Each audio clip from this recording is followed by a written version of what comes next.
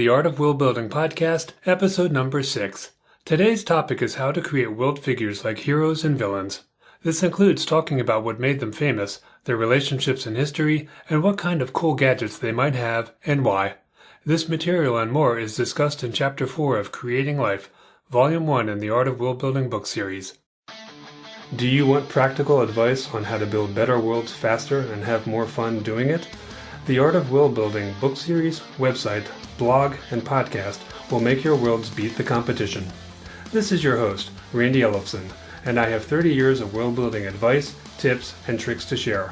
Follow along now at artofworldbuilding.com.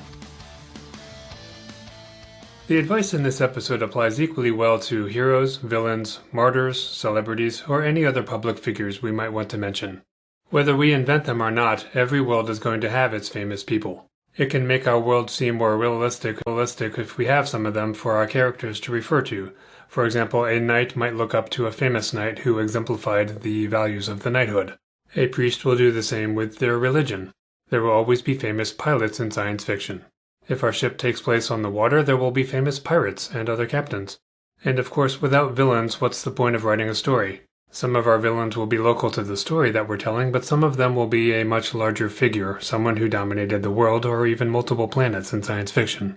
Whether our characters are good or bad, they usually have someone that they look up to. That said, we don't usually need to go into a lot of detail about these characters, just a line or two here or there can be used. And in those moments where we do mention them, we usually want to mention why they are looked up to. For example, maybe there's a famous knight who changed the tide of war, maybe by sacrificing himself. In so doing, he might have restored the honor of the knighthood if there was something wrong with it. If you're wondering where I'm getting this from, it's from the Dragonlance series of books. In fantasy, we might also have a wizard who is responsible for people fearing wizards in general. Of course, wizards are very powerful, so we don't necessarily need a reason for everyone to fear them, but sometimes we might want to have an especially bad person who had a big effect where that magic is now restricted in some way, for example. We could also have an inspiring political figure or religious figure who is responsible for changing the way people think about various issues or even human rights, and the person I'm thinking of right now is Martin Luther King. Of course, if we base someone on him, we are doing an analog, which was discussed in an earlier episode. This is once again a very useful technique for inventing things for our planet. We could of course have a famous explorer whose ship vanished, or it could be their plane, such as Amelia Earhart. This example also gives us a lost plane or ship or spacecraft, which can of course eventually be found by other characters. We might have a dictator who is responsible for trying to exterminate a race, and this is especially useful in fantasy when we have more than just different varieties of humans, but we might have different versions of elves and dwarves, and somebody somewhere wants to exterminate some of them.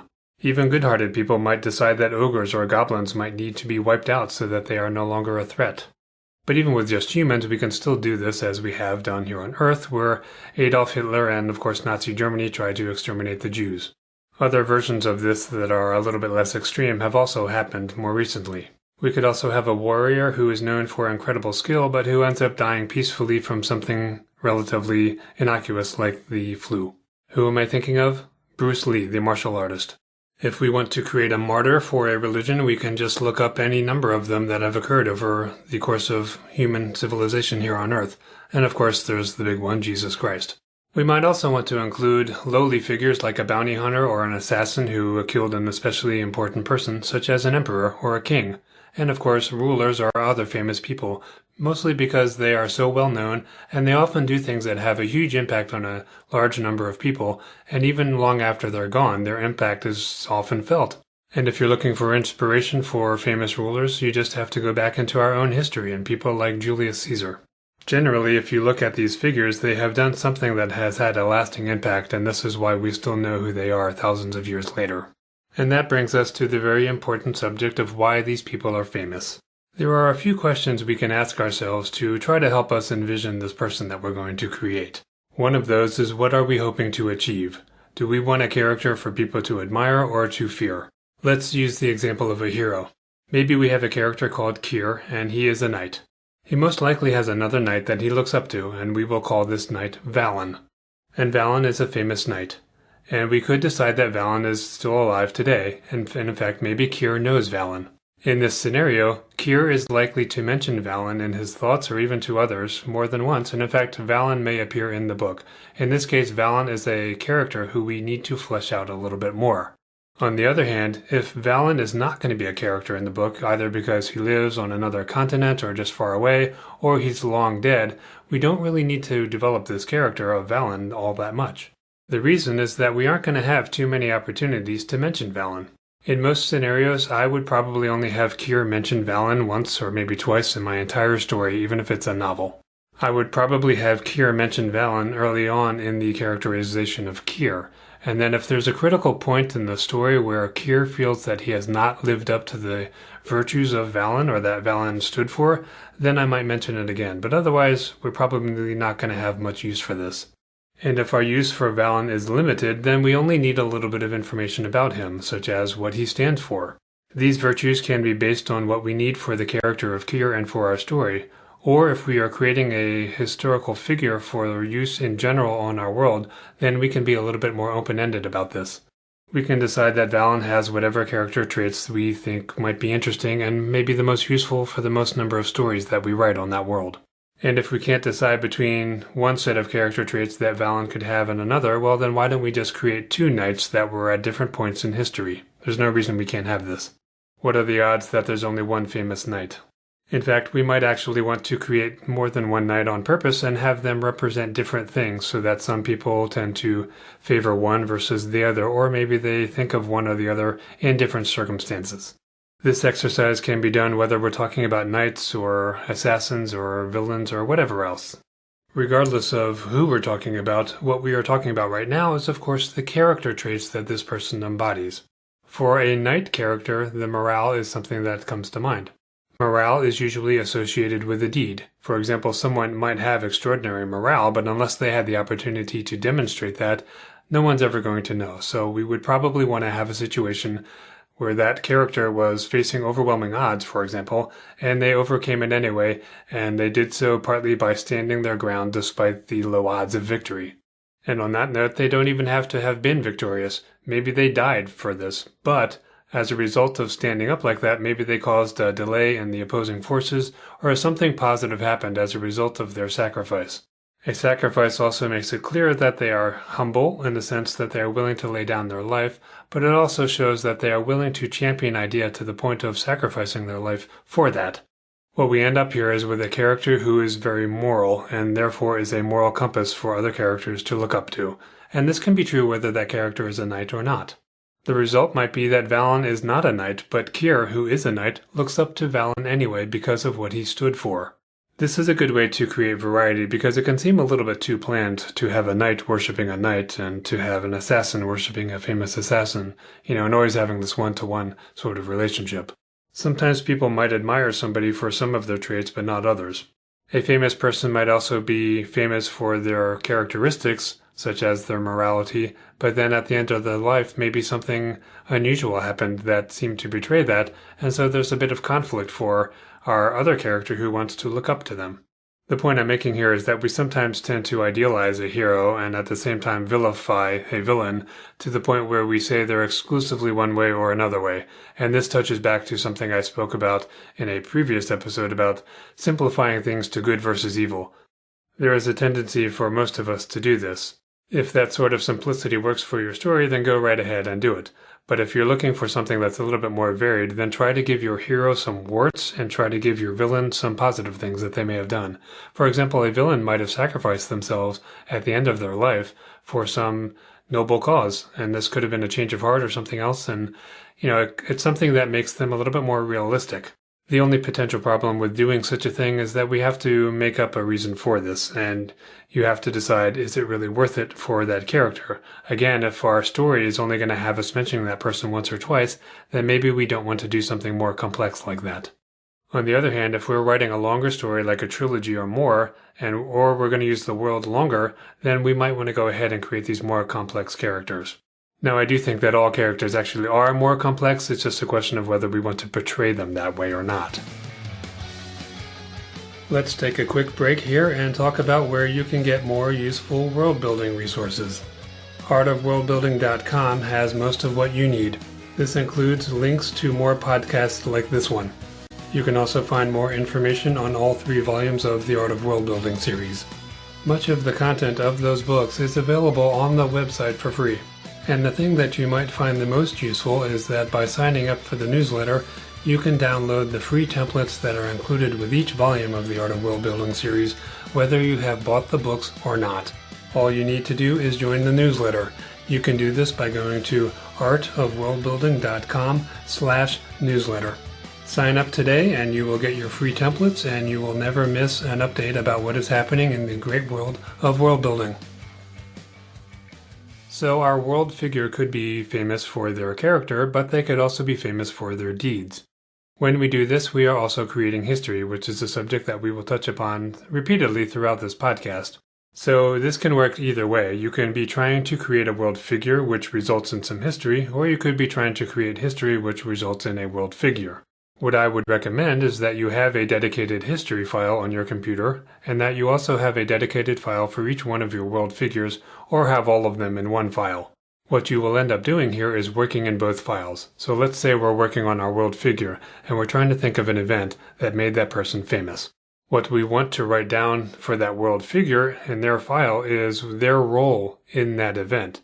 But when it comes to the larger event and what was going on, like let's say it was a war and this person was involved in the end of it, well, that war should probably just be described a little bit more in the history file. So what we're trying to do is minimize the redundancy a little bit.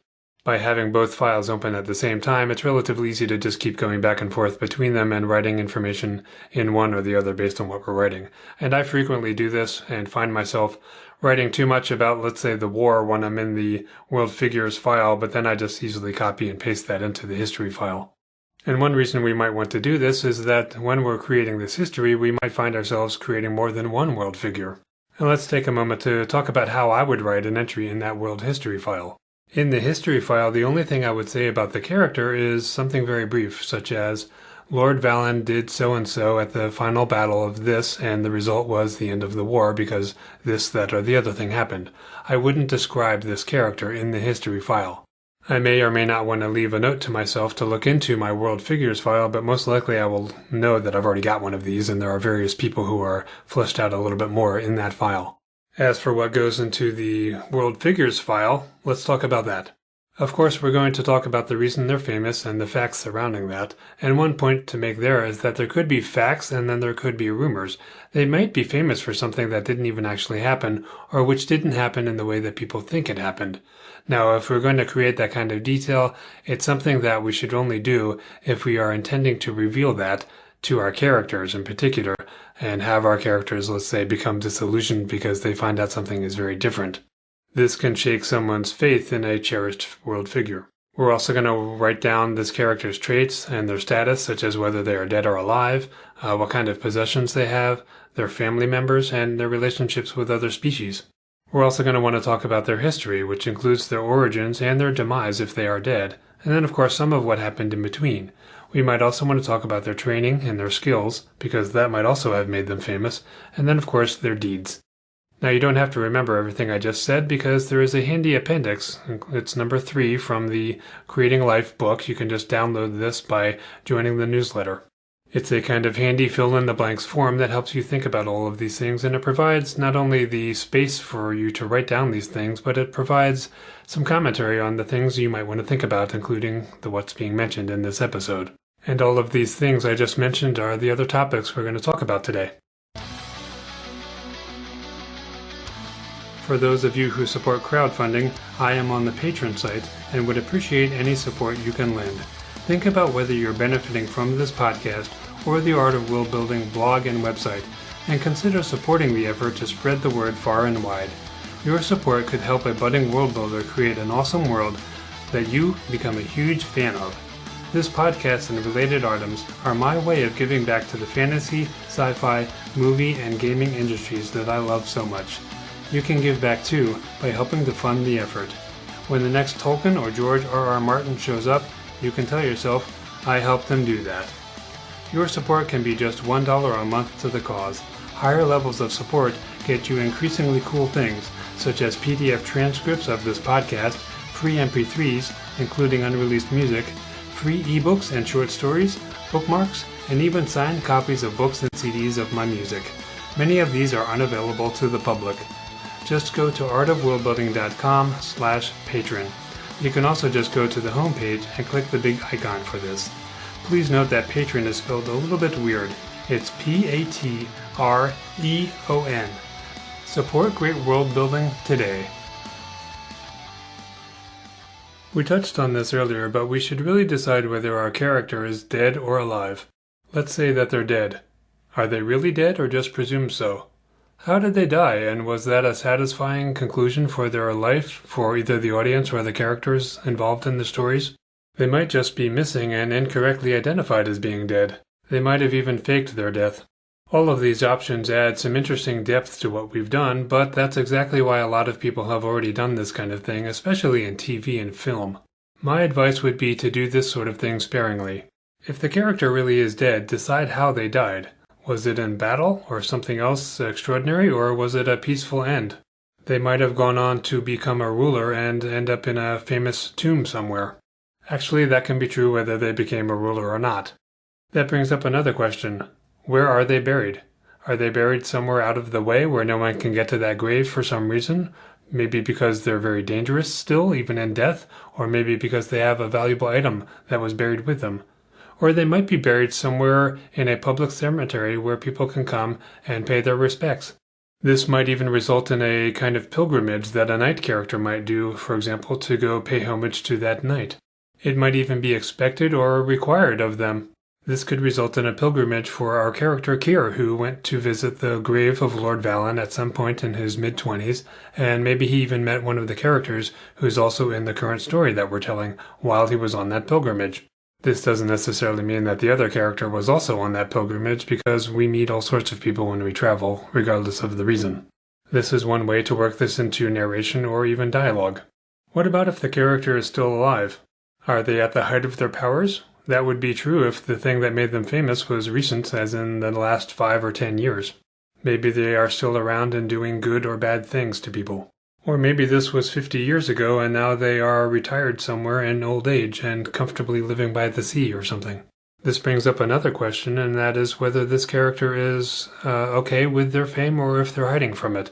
Imagine today where we have these paparazzi who never let anybody alone, and the tabloids where they keep following people long after they have ceased to be a public figure. We get these where are they now kind of stories. This is the sort of thing that's probably going to happen in a more futuristic society like ours, or even, sci-fi. But in a fantasy setting, it's more likely that a character is going to be able to retire to a quiet life without people pestering them all the time. But there might be some people who still seek them out. Are they okay with this, or do they just want to be left alone? What if it's only been 20 years since they did their famous deeds? If they're a warrior, then some people would probably say that they're past their prime. Does this person like hearing that, or do they get offended? Yet another option for us is for this character to be imprisoned. Obviously, this is more likely if they are a villain, but there's no reason that a hero can't also be imprisoned in a place that is not kind to the values for which he stood. One question for all of our characters is whether their imprisonment is known or not. Even if we decide that the average person has no idea, it's always best if there are a few people who do know the truth and those people want to do something about it, such as rescuing that character. There's a lot of fun to be had in saying that most people don't know a certain thing, or most people know something but they're basically wrong, and only a small select group of characters, obviously the ones we're writing with, are the ones who know the truth and are going to do something about it. What this allows us to do in a world where we're going to use repeatedly and for a long time is to state things are one way many times, and then in a subsequent story we talk about the truth. We just have to be careful about this and not contradict ourselves too much. There is a trick for this, and it's one that I use myself. I always have a character be the one who says something when that thing is not really true. They believe it's true, and they say it, but that means that me as an author, I am not lying. I did not say it in narration. If I say Valen is dead in narration, and then I later decide he's not, well then I'm the one who lied. If a character says Valen is dead, and then they turn out to be wrong later, well that happens to us all the time anyway. You could say that this is a cheat on my part, but it's perfectly valid. If we don't want to do that, we can say in narration, well, everyone thinks Lord Valen is dead. But the problem there is that if we say everyone thinks, we are basically dropping a hint that maybe everyone's wrong, and therefore it won't come as a surprise if Lord Valen turns out to not be dead. Now, we may want to do that on purpose to create that ambiguity, but we might not want to. So let's talk about how to subscribe to this podcast. A podcast is a free downloadable audio show that enables you to learn while you're on the go. To subscribe to my podcast for free, you'll need an app to listen to the show from. For iPhone, iPad, and iPad listeners, grab your phone or device and go to the iTunes store and search for The Art of Worldbuilding. This will help you to download the free podcast app, which is produced by Apple, and then subscribe to the show from within that app. Every time I produce a new episode, you'll get it downloaded right onto your iDevice. For Android listeners, you can download the Stitcher Radio app, which is free, and search for The Art of Worldbuilding. This only needs to be done once, and at that point you will never miss an episode. Everybody likes cool stuff, so let's talk about the possessions that our world figure might have. This is a subject not to go overboard with, and what I mean is that we should only give our character one or maybe two items that are especially cool. Otherwise, the law of diminishing return kicks in. And what I mean by that is that the coolness of each of the items goes down the more items we give them. Besides, we arguably want them to have one especially cool item. This is the one that might be associated with them, like Thor's hammer. I would say the name of that hammer, but it's impossible to pronounce, and some of you are probably going to laugh when I say that. But that does bring up another point, that sometimes we might want to name these items. There's a long tradition of doing this kind of thing, such as the name Stormbringer being the blade that Elric of Melniboné uses. And as a side note, for those of you who are following my fiction or got my free book, The Everfiend, by joining my fiction newsletter, yes, I did steal the name Stormbringer for my character, Talon Stormbringer. When we are trying to decide on what item to give our character, the obvious way to get going with this is to think of something that has something to do with what they are famous for. For example, knights are famous for their armor and for their swords, so we might want to give them a famous sword or famous armor. They might also have a horse that was particularly large or fearsome, or followed their commands, or was particularly loyal to them, or which simply survived through a great number of adventures that they went on. A famous steed like a horse is certainly one of the options we can do if we are looking to give them more than one famous thing. In this case you can have the famous horse and the famous sword. In science fiction, it might be a spaceship that is famous, like the Millennium Falcon in Star Wars, or it might be a gun, or a laser gun. It depends on what kind of gun you're going to use in your world. The trick to these weapons is to make them distinctive in some way, and the best bet there is to make it capable of doing something that most similar weapons are not capable of doing. For example, let's say you've got a laser gun that eventually runs out of charge, or does so relatively quickly. Well, your character could have one that never does so. However, as cool features go, this one is not that exciting. Well, what if this one shoots around corners? Okay, that's a little bit ridiculous, but you get the idea. You want to do something unique with this item that nothing else can do. The example of Thor's hammer is a weapon that can be thrown and come back to its owner. It is also so heavy that no one else can lift it up. That brings to mind Excalibur, the sword that no one could pull out of the rock. This brings up another point that the item could be famous because of how it was acquired. Or I should say, that could be one of the reasons it's famous. Some of you may remember that in the Star Wars universe, the Millennium Falcon was given to Han Solo. I believe it was during a bet that he won. However, that is just an interesting tidbit about the Millennium Falcon. It's not the reason it's famous. It's mostly that it is simply associated with Harrison Ford's character. But this also brings up another point, that this particular ship is one that's known for its ricketiness. It has its issues. They have to kick it. They've got to do things to it to make it work the way it's supposed to. It's a beloved ship, but it's got its problems. And this is one way to make it famous for our characters, at least, because it acquires personality through these faults that it has. This does bring up an important distinction, however. The Millennium Falcon is not really famous in the Star Wars universe so much as it is famous here on Earth as observers of that story. This is a subtle difference.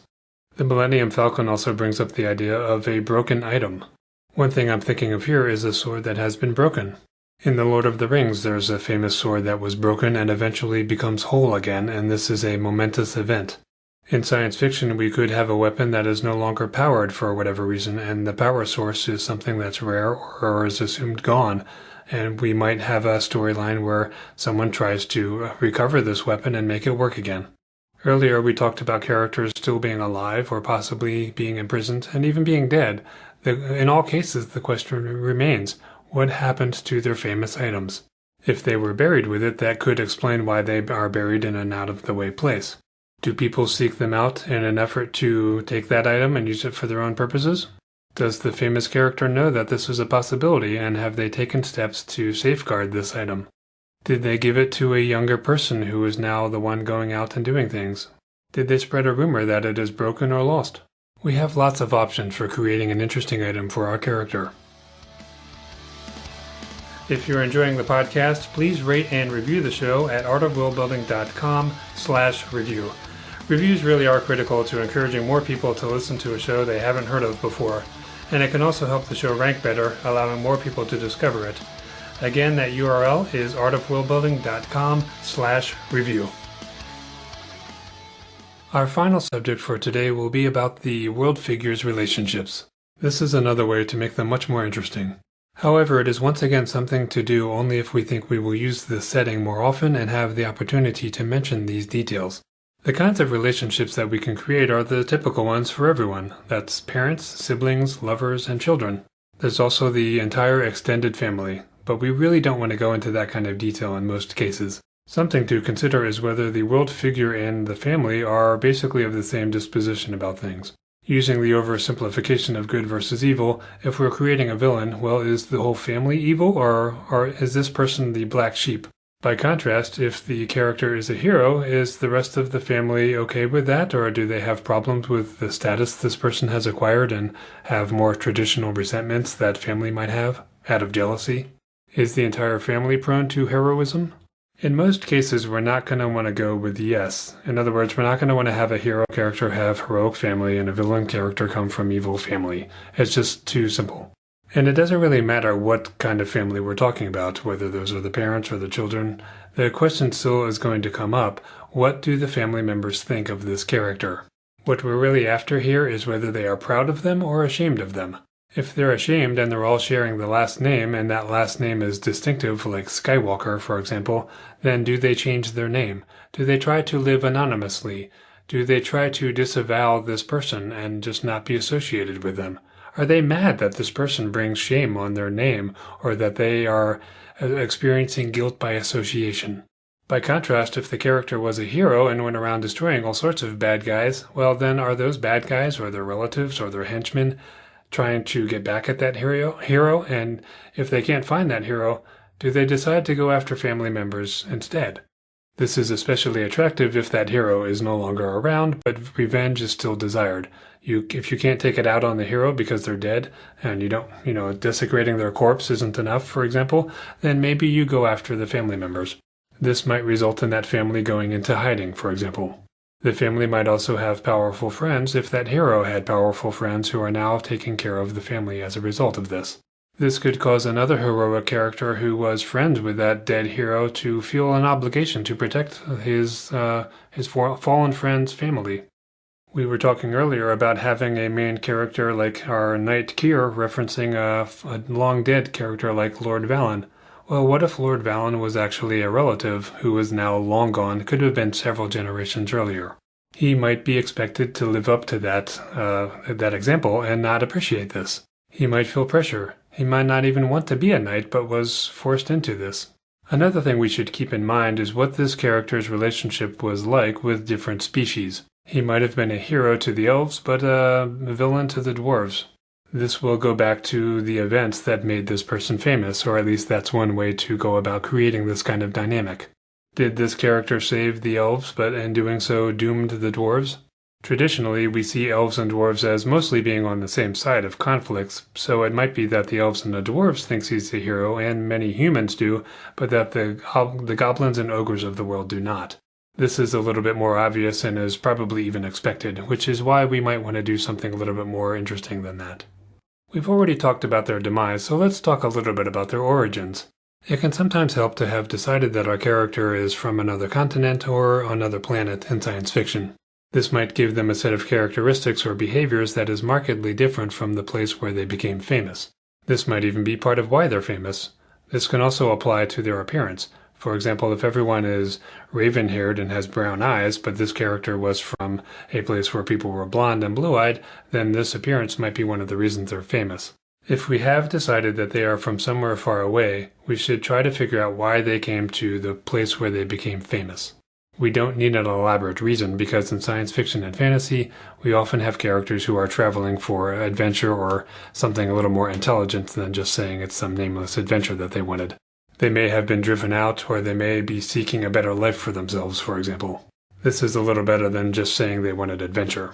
And something that I talk about in the book, but that I'm not going to cover in this podcast, is the training that this person might have received and the skills that they could have picked up either in that training or along the way.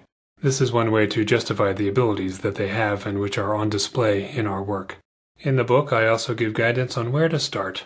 Creating world figures can add a nice dimension to our world, and it's something that you can do at any time. Join the newsletter and grab the template and get started. All of the show's music is actually courtesy of yours truly, as I'm also a musician. The theme song is the title track from my Some Things Are Better Left Unsaid album, but now we're closing out with Riding with the Top Down from Serenade of Strings. You can hear more at randyellefson.com. Check out artofworldbuilding.com for free templates to help with your world building. And please rate and review the show in iTunes. Thanks for listening.